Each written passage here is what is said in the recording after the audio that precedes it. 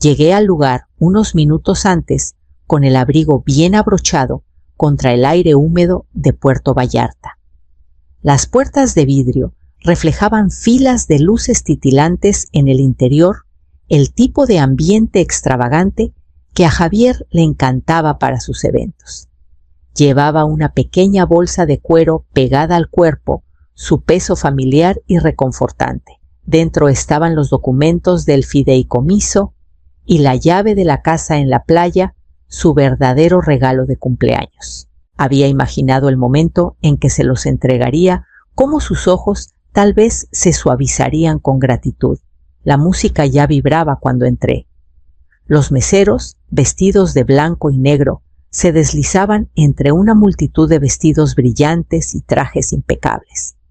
Cada rincón parecía diseñado para una foto, arcos de globos, torres de champán, un pastel más alto que un niño pequeño.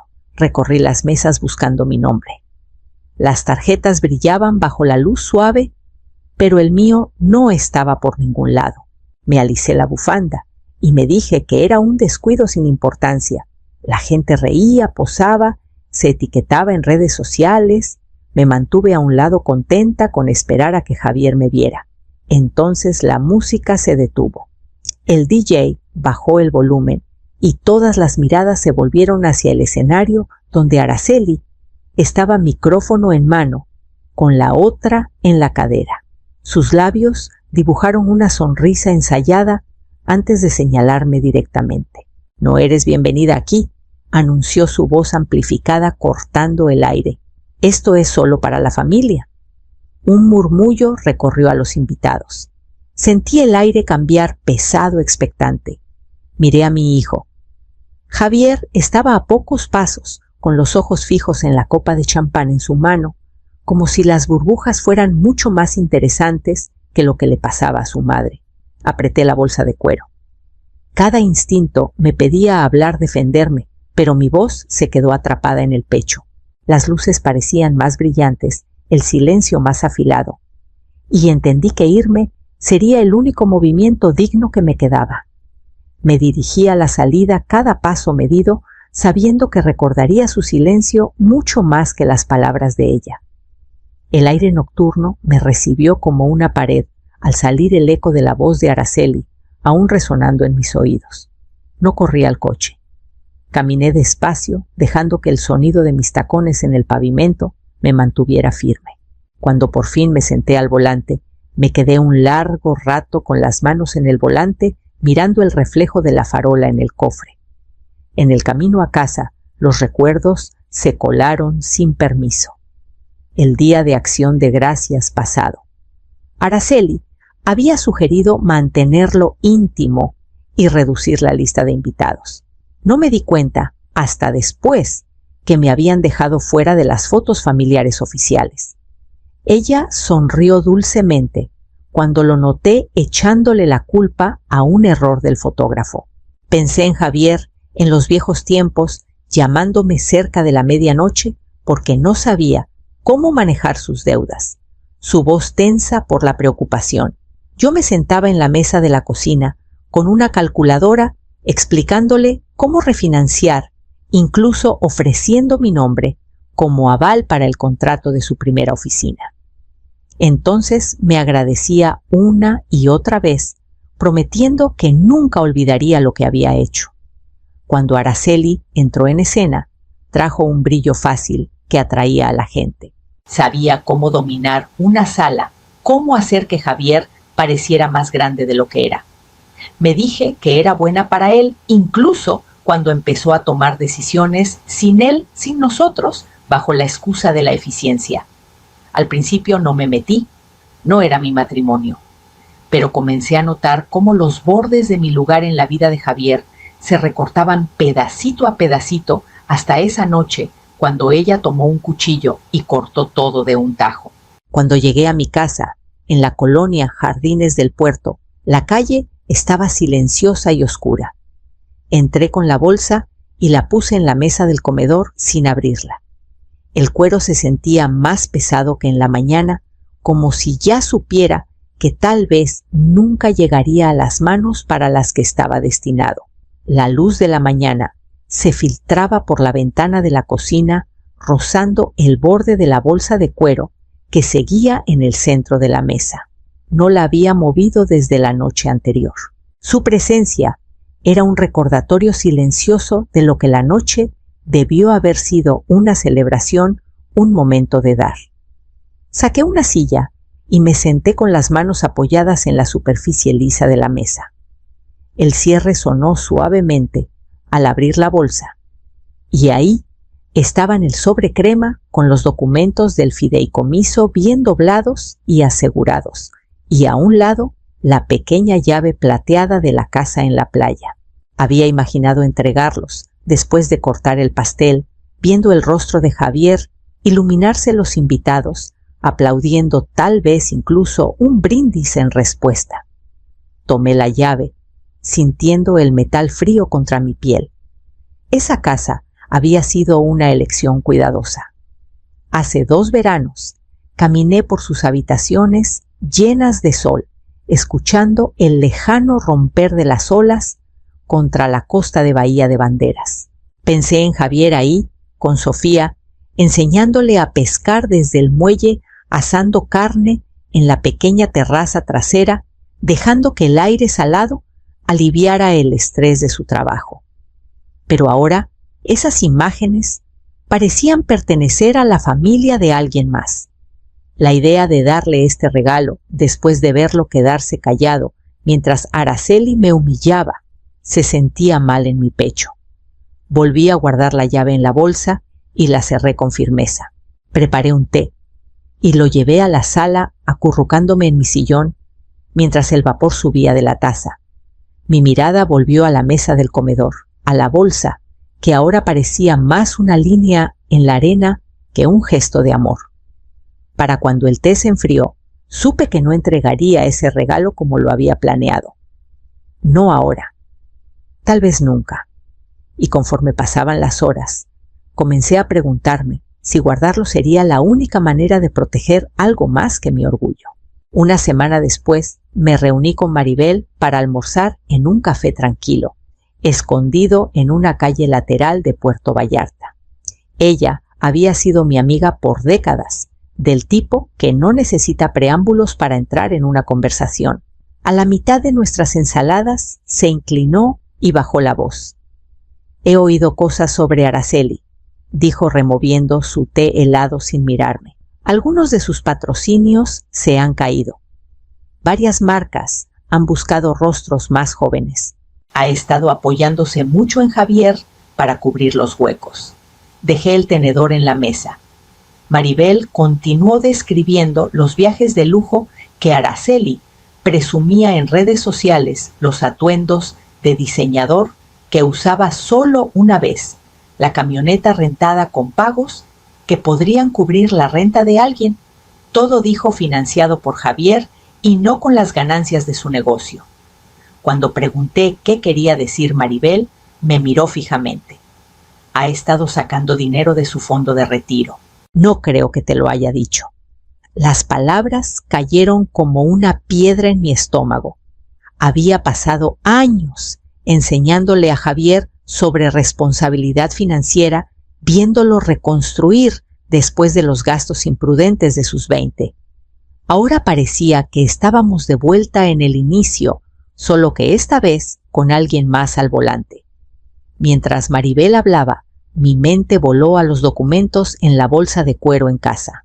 Si le daba el fideicomiso, ahora podía casi ver cómo se desvanecería vendido para pagar más lujos, más construcción de imagen, más de la idea de vida de Araceli.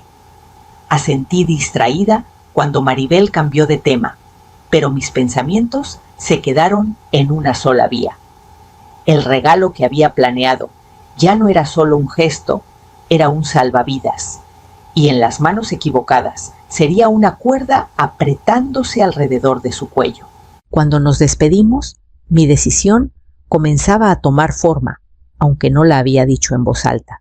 Esa noche acerqué la bolsa de cuero, mis dedos descansando en el sobre, y comencé a pensar en cómo asegurarme de que nunca se convirtiera en su red de seguridad. 2 días después, Llamé a Lorena Fuentes, mi abogada. Su voz era cálida pero precisa, como siempre lo había sido cuando trabajamos en la planificación patrimonial años atrás. Le pregunté si podía recibirme esa semana. Lo hizo. Su oficina olía levemente a cuero y a brillantador de limón, con estantes llenos de carpetas ordenadas. Le entregué el sobre de mi bolsa, explicando lo que pasó en la fiesta, lo que Maribel me había dicho, y por qué ya no podía entregar el fideicomiso como estaba. Lorena escuchó sin interrumpir su pluma, moviéndose en trazos ordenados sobre su libreta amarilla. Cuando terminé dejó la pluma. Podemos modificar los términos, dijo. Añadir condiciones. Si las cumple, hereda como está planeado. Si no, los activos pasan directamente al beneficiario secundario. Sofía, dije de inmediato. Sus cejas se alzaron ligeramente, luego asintió. Juntas reescribimos las condiciones. Javier tendría que estar libre de deudas de alto interés y financieramente estable durante 2 años consecutivos antes de acceder al fideicomiso. Si no lo lograba, los fondos pasarían directamente a Sofía cuando cumpliera 21 años. Mientras revisábamos las cláusulas, una extraña calma me envolvió. Esto no era un castigo. Era asegurar que el trabajo de mi vida y la de mi esposo no se desvaneciera en la vanidad de alguien más. Una vez modificado el fideicomiso, pasamos a la casa en la playa. Lorena redactó los documentos para transferirla a un fideicomiso bajo mi nombre, protegida de cualquier reclamo que Javier pudiera hacer sin cumplir condiciones similares. Cuando salí de su oficina, el sobre en mi bolsa ya no se sentía como un regalo esperando ser entregado. Era una salvaguarda con muros a su alrededor. En casa guardé los documentos actualizados en la bolsa y la coloqué en el estante más alto de mi estudio. Ya no se trataba solo de si lo entregaría, sino de cuándo y bajo qué términos. Y supe que esos términos lo habían cambiado todo. Una semana después, me detuve en un pequeño café cerca del malecón para tomar un café por la tarde. El lugar estaba lleno, así que tomé asiento en una mesa al fondo medio escondida por una gran maceta de helechos.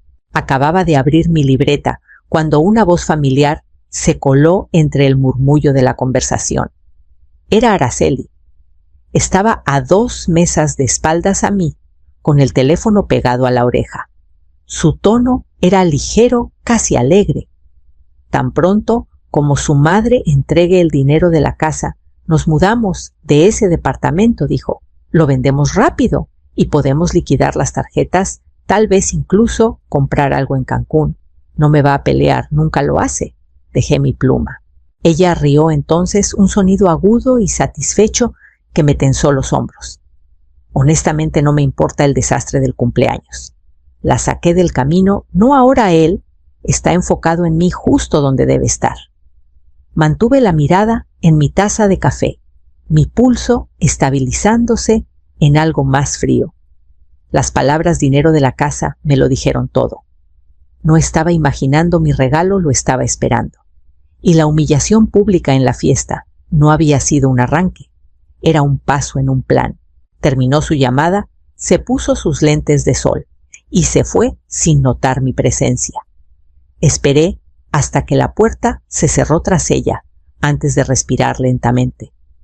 Mis dedos descansaron en la cubierta de cuero de mi libreta, pero no escribí una palabra. No había nada que descifrar.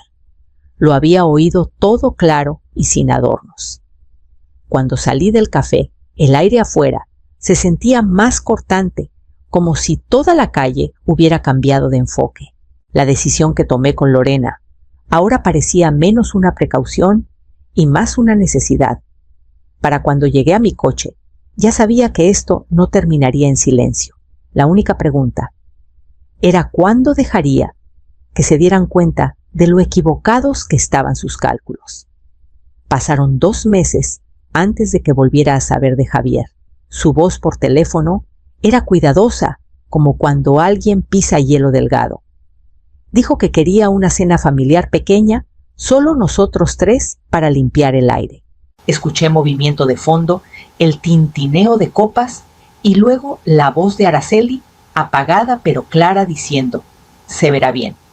Acepté sin dudar. Mi tono fue cálido, incluso ligero, y le agradecí por pensar en mí. Acordamos una fecha para la semana siguiente. En cuanto colgamos, alcancé el sobre en el estante más alto de mi estudio. Los documentos del fideicomiso modificados seguían impecables, la llave de la casa en la playa guardada cuidadosamente a su lado. Los puse en mi escritorio y llamé a Lorena. Para el mediodía teníamos una cita para la mañana de la cena, para finalizar la transferencia de la propiedad y asegurar que todos los registros del fideicomiso estuvieran en orden. Durante los días siguientes me preparé sin alboroto. No tenía interés en ensayar discursos o planear escenas. Lo que llevaba hablaría por sí solo. Mi papel era solo presentarlo claro y sin disculpas. La mañana de la cena firmé los últimos papeles en la oficina de Lorena, sintiendo la leve satisfacción de un candado cerrándose. Cuando salí, los documentos estaban de nuevo en mi bolsa, pero su propósito había cambiado. Ya no eran un regalo esperado, eran el registro de mi decisión, una que nadie podría deshacer sin mi consentimiento. Esa noche me vestí con sencillez y manejé despacio por la ciudad. El sol estaba bajo las calles bañadas en esa luz dorada que hace que todo parezca más suave de lo que es, pero mi enfoque era nítido. Cuando llegué a su puerta, escuché voces y risas dentro. Toqué una vez firme y esperé a que el momento se desplegara.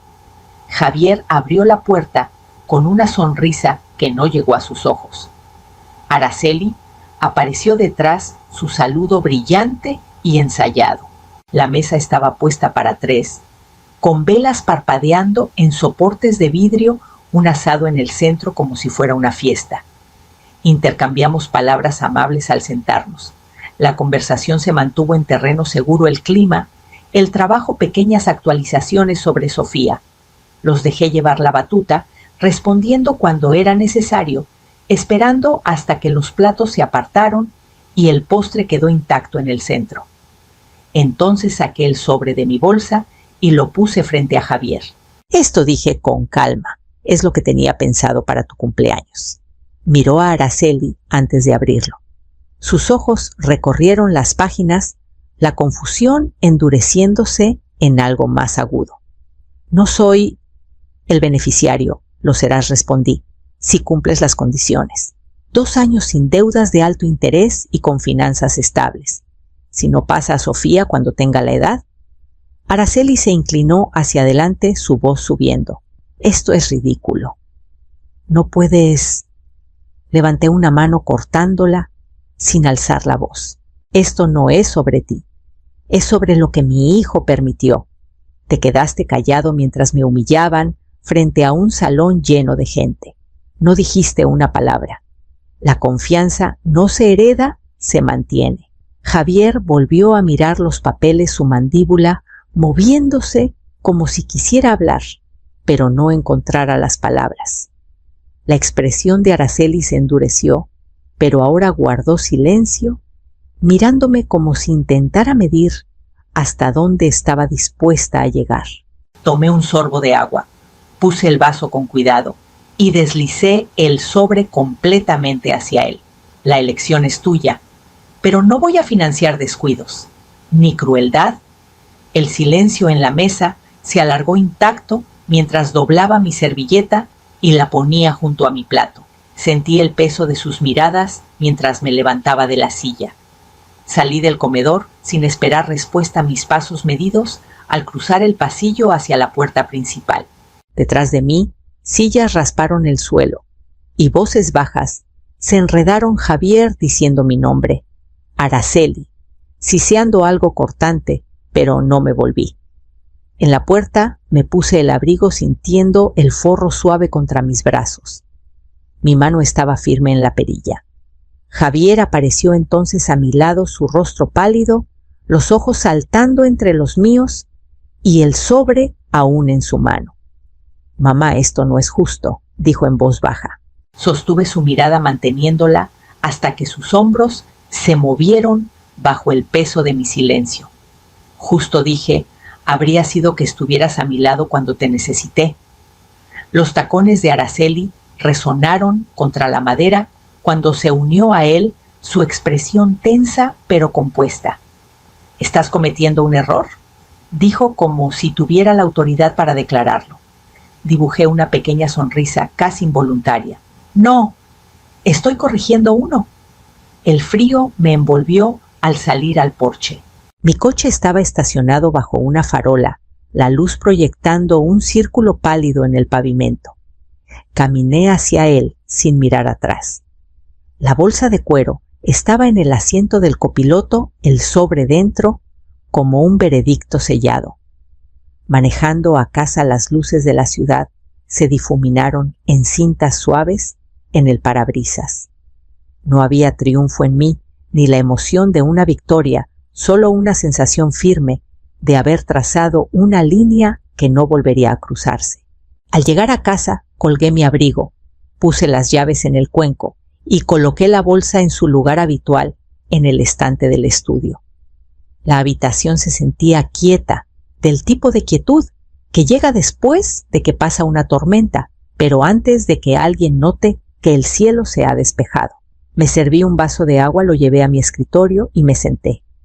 Afuera la calle estaba silenciosa, solo el leve zumbido de un coche pasando rompió el silencio. Sabía que las llamadas llegarían pronto. Preguntas, discusiones, tal vez incluso disculpas. La primera llamada llegó a la mañana siguiente, justo después del amanecer. La dejé sonar. Para media tarde, había 5 llamadas perdidas y 3 mensajes de voz, 2 de Javier, 1 de Araceli, cada uno más cortante que el anterior. No los escuché completos. Sus palabras no eran lo que necesitaba oír. En cambio, seguí con mi día. Podé las rosas del jardín, pagué las cuentas del mes y respondí una carta de la escuela de Sofía sobre su próxima feria de ciencias. El ritmo cotidiano se sentía como un escudo, cada tarea un recordatorio de que mi vida tenía espacio y forma fuera de sus demandas. Al tercer día llegó una carta por mensajería. La letra de Javier en el sobre era irregular, del tipo que se escribe con prisa. Dentro había una sola hoja sin disculpas, sin admisión directa, solo una línea diciendo que entendía los términos y haría lo que pudiera para cumplirlos. La leí 2 veces, luego la doblé con cuidado y la guardé en el cajón del escritorio con los documentos del fideicomiso. Las semanas se convirtieron en meses. Hablábamos de vez en cuando, conversaciones breves que se mantenían en temas seguros. La aspereza en su voz se había ido reemplazada por una cortesía cautelosa. No pedí más. Algunos puentes debían cruzarse despacio, si es que se cruzaban. Para la primavera, supe por Maribel que Javier había pagado una de sus deudas menores y cerrado algunas cuentas. Si fue por orgullo, necesidad o un paso hacia las condiciones del fideicomiso, no podía decirlo. Ya no era mío para controlar. Un domingo por la tarde, Sofía me llamó para contarme sobre el puente modelo que había construido para la escuela. Su emoción se desbordaba por la línea, cada detalle brillante y sin reservas. Cuando preguntó si podía visitar la casa en la playa ese verano, dije que sí, sin dudar. Después de colgar, miré hacia el estudio donde la bolsa de cuero seguía en el estante. Ya no se sentía como una carga o un arma. Solo estaba ahí, esperando como yo por el día en que pudiera ser un regalo otra vez, en términos que se sintieran justos para quien da y quien recibe.